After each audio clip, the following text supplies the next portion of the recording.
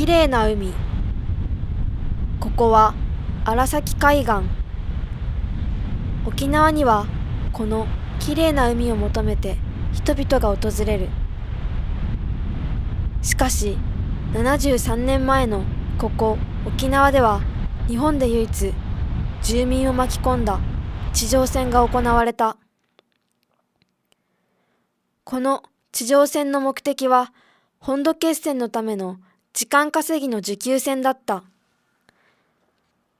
この戦いでは住民の4分の1が亡くなり、この荒崎海岸でもたくさんの命が奪われた。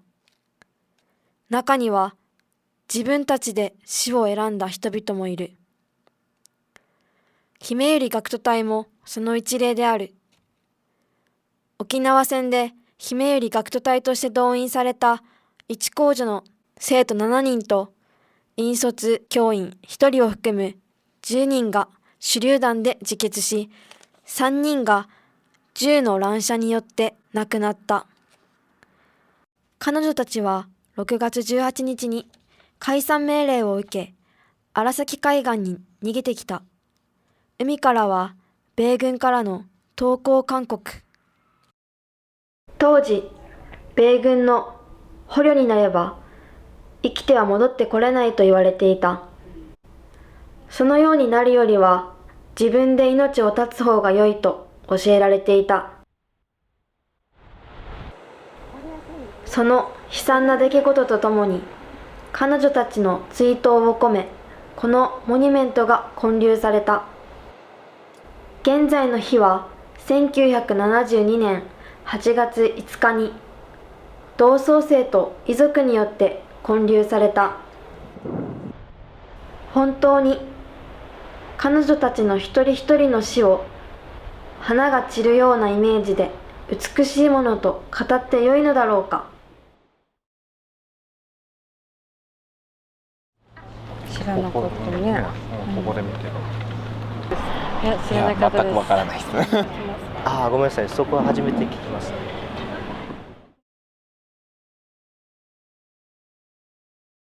漢字を見るとね、パッと、ああそういうことかなみたいな、パッと聞くだけじゃあんまり馴染みがないから、みたいな。花が散る、なんかなくなるとかそういうイメージがあるのかな、戦争とかで。花のある時代ですよね。若い子たちはその子たちが散ったというなんか自決かなんかしたんじゃないですか。散る花？そんな感じだね。ってことはやっぱりそのまま散って花を咲かすっていうような感じなんですか。日本とアメリカ負けた花かなと思う。3負ける、それに花、さそんな意味合いを取りました。散る花みたいな。華やかに散っていくみたいな、あれかな、突撃するみたいなかな。